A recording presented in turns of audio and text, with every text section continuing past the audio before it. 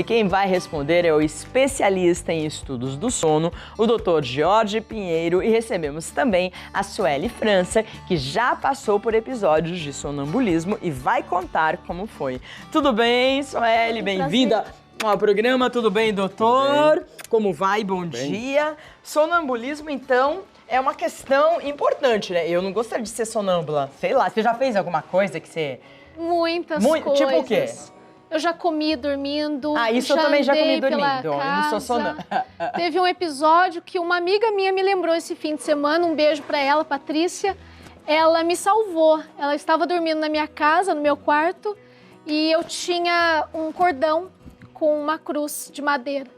E não sei por que eu levantei dormindo, fui lá e liguei o ventilador e fiquei em cima do ventilador. Aquilo enroscou e ficou girando. Gente. Ela acordou assustada e desligou, já estava girando, começando a apertar o meu pescoço. Meu Deus. Doutor, o que é o sonambulismo? Por que algumas pessoas têm e outras não têm? E que fase realmente acontece? O sonambulismo ele é uma variação no comportamento durante o sono. A gente costuma chamar de parassonia. Todo mundo pode ter uma vez ou outra. Quando isso é mais frequente, a gente considera um transtorno realmente. Que Frequente deve ser o caso... quantas vezes? Por exemplo, se a pessoa tem semanalmente ou então 3 vezes no mês, é algo que a gente precisa observar com um pouco mais de cuidado. E ele acontece, é um despertar que não é completo. E ele acontece num estágio do sono que a gente chama de N3, que faz parte da fase do sono não REM. E esse N3 é chamado sono profundo, por isso que quando a gente não tem um despertar completo, porque a gente desperta parcialmente nesse sono profundo. Entendi. Então você passa primeiro por qual sono? Qual é o primeiro? A gente tem, na verdade, dividindo o sono em 2 tipos principais, que é o não REM e o sono REM. O REM sono... é o profundo? Não, o N3, que é um estágio do não REM, é chamado de sono profundo. Primeiro, então, qual que é mesmo? Então, a gente começa dormindo pelo não REM e a gente tem, isso é cíclico durante a noite. O não REM e o REM, eles se alternam durante a noite. Sendo que o não REM, ele tem 3 estágios, que a gente chama o N1, que é aquela sonolência inicial. Sei, que você fica, o N2, que a gente tem uma porcentagem maior dele durante a noite, e o N3, que é o sono profundo realmente. Entendi. E é nesse sono profundo que acontece? Basicamente no N3, que é o sono profundo. E é genético? Sua mãe tem, seu pai tem? Não que eu saiba. Ninguém tem? Não, Só não você? que eu saiba. Sim. Na verdade, existe sim um componente genético, embora algumas pessoas não tenham nenhum parente, um familiar que tenha o quadro, mas pessoas que já têm história familiar, de ter um tio, um primo, a mãe ou o pai, eles têm uma chance muito maior de apresentar. Então isso já fala a favor que tem um problema genético aí. Às vezes pode ser no seu parente direto, Isso. sua avó, sua bisavó tinha alguma coisa, né? Vamos falar daqui a pouco sobre os perigos e o tratamento com relação ao sonambulismo, mas eu quero mostrar uns cards que nós fizemos com as perguntas sim ou não. Sonambulismo tem cura, doutor? De uma forma geral, o sonambulismo ele é autolimitado. Poucas pessoas que, por exemplo, iniciaram a crise na infância vão levar isso para a fase adulta. Então, de uma forma geral, eles têm cura. E a gente controlando os fatores que podem ser o gatilho para as crises, os pacientes vivem super bem, inclusive sem ter crises. Então pode acontecer na infância Pode. E não acontecer na vida adulta. Exatamente. Por quê? Na verdade, assim, na infância é muito mais comum. Existem alguns trabalhos, um trabalho científico feito na Suécia que mostra que mais ou menos até 40% das crianças podem apresentar um episódio de sonambulismo. E isso está relacionado a mudanças, por exemplo, no dia a dia. A criança mudou de escola, a criança fez uma viagem, a criança teve um episódio febril, ela pode apresentar um episódio isolado de sonambulismo. Agora, se isso vai permanecer para a fase adulta, é realmente muito raro. Mas algumas pessoas podem apresentar mesmo na fase adulta. Até com 70 anos de idade, pode apresentar um primeiro episódio. Na terceira idade isso, também. Pode, Nossa, pode Sueli, acontecer. você tinha quando era criança? Muito. Até os 10 anos eu dormia com a minha mãe por conta disso. Gente. Ela tinha muito medo que eu fosse para a cozinha, eu já tentei sair de casa dormindo, tentei virar chave, criança. Nossa, Então, até e os você 10 anos. fez algum tipo de tratamento? Nunca. Faz? Nunca? Nenhum. Mas precisa fazer, não precisa, doutor? Precisa quando é Olha algo isso, quando é algo que vira um transtorno realmente. Por quê? O grande problema do sonambulismo é que nós fazemos hábitos que nós continuamente praticamos, por exemplo, vestir o uniforme para ir para a escola, ou então até ir à cozinha, esquentar um leite, alguma coisa assim, podemos fazer isso dormindo. E pode ser perigoso, né? Então a gente tem que ter cuidado, principalmente quem tem isso de uma forma frequente, como é o ambiente.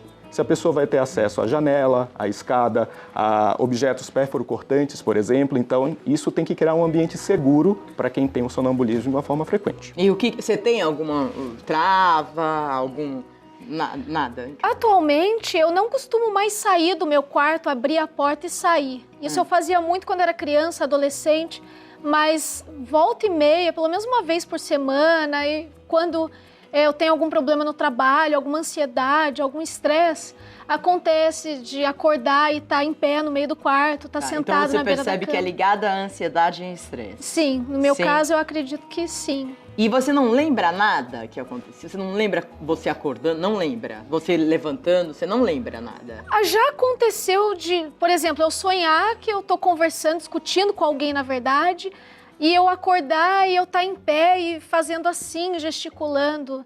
E aí eu vou dar risada, dou risada, volto e durmo. Tento pensar em outra coisa. Deve dar medo de falar coisa, né? Que você não lembra. Exatamente, é complicado. Mas é complicado. No meu quarto eu não deixo nada perfurante, tesoura, essas coisas eu guardo dentro da gaveta. E eu sempre tenho que dormir com uma luz acesa. Porque quando eu era criança era comum, eu acordava no meio do quarto da minha mãe, com tudo completamente escuro, e eu não sabia onde eu estava, tateava, não encontrava a luz, e isso me dava uma agonia. Deve ser assustador, criança né? tem medo de escuro, então hoje em dia eu não durmo no escuro completo. E lembrando que mesmo guardando na gaveta, o ideal é que essa gaveta tenha chave, porque às vezes você facilmente pode abrir e ter acesso a qualquer conteúdo pérfuro-cortante. Nossa, a gente tem uma outra. Sonambulismo tem cura? A primeira pergunta, então sim. Tá, tem cura. Não, peraí. Controle, né? Controle, controle. Cura não. O tratamento seria qual? Tem vários tratamentos. O primeiro tratamento, de uma forma geral, é a gente controlar os estímulos. A Suelen falou algo muito importante. O dia que ela está muito estressada, ela tem mais eventos, né? Então, por exemplo, se a pessoa, a gente costuma praticar a higiene do sono, que são situações que favorecem um ambiente agradável para o sono acontecer, que deixa a pessoa mais tranquila e com isso diminui muito a chance de se ter um episódio com relação a isso. Lembrando que em casos de pessoas que se privam de sono, viajei, fui numa festa, não dormi por qualquer outro motivo, aumenta muito a chance de eu ter um episódio. Cada pessoa vai conhecendo aquele gatilho para o início da crise e com isso ela passa a evitar essas situações para não ter um episódio de sonambulismo. Tá bom, conhecer o gatilho. Isso. Tem algum remédio que se toma? Os casos com tratamento medicamentoso são muito poucos, assim. É difícil realmente um caso que se necessite. Além da higiene do sono, a gente pode trabalhar com terapia cognitiva comportamental, com a ajuda do psicólogo e principalmente o psicólogo que tem a formação para o sono, que hoje isso já é uma área de atuação dentro da psicologia. Sim. Com isso, só com esse tipo de abordagem, a gente já consegue resolver mais de 95% dos casos. Nossa, que bom, não é? Então, não é um tratamento que tem efeitos e tal.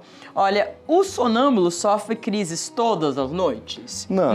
Não sofre todas as noites. Pode acontecer, mas não é o comum. O comum é que a gente pode ter uma vez na vida. Eu mesmo já tive crise de sonambulismo. Já teve? Tive.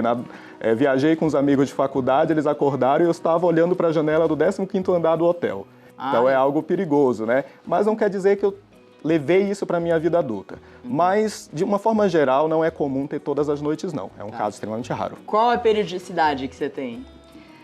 Às vezes, uma vez na semana, às vezes eu fico 2 semanas sem ter nenhum evento, 3 semanas, depende muito de como está a minha vida, de como está meu sono, se eu tive algum evento de estresse, ou se eu estou ansiosa por alguma viagem, alguma coisa que aconteceu ou que vai acontecer. O exercício físico pode melhorar? Melhora, porque você relaxa a musculatura e principalmente se esse exercício for feito durante o dia. Porque às vezes quando ele é feito muito próximo ao horário de dormir, nos deixa muito excitados. E aí facilita ter um evento desse. Sueli, faz exercício? Não, preciso. Precisa, hein? Olha aí o doutor falando. Bom, então não sofre todas as noites. Deixa eu ver o próximo. Sonambulismo é genético? Sim, a gente conversou que em pessoas que têm um caso na família, a chance é dobrada de ter um evento de sonambulismo. Então, falando a favor de uma herança genética. Mas lembrando que nem sempre os fatores ambientais, eles têm um poder muito maior do que essa herança genética. Então, controlar o ambiente é mais importante até do que a gente se preocupar se tem alguém na família que tem, alguma coisa assim. Ok, então, sonambulismo é genético, sim. Deixa eu ver o próximo. O sonâmbulo sempre anda com as mãos para frente?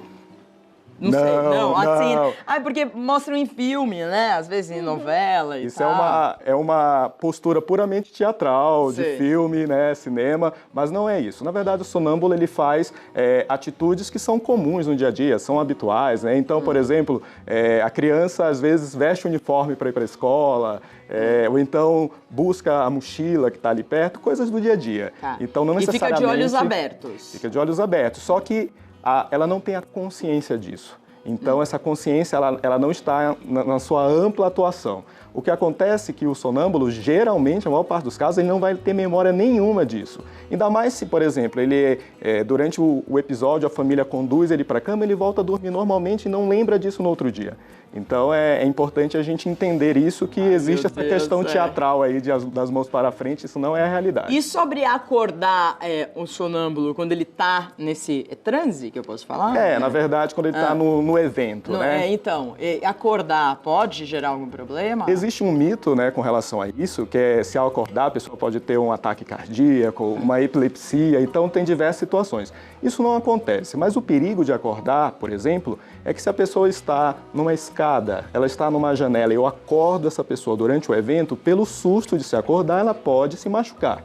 Então a gente não recomenda que se acorde por esse motivo. Sempre que você encontrar uma pessoa em episódio de sonambulismo, ela deve ser conduzida até a cama de forma o máximo possível sem despertá-la. Já te acordaram assim de repente? Não, Não. não. Sempre, ou eu acordava sozinha, ou minha mãe, como eu disse, me levava.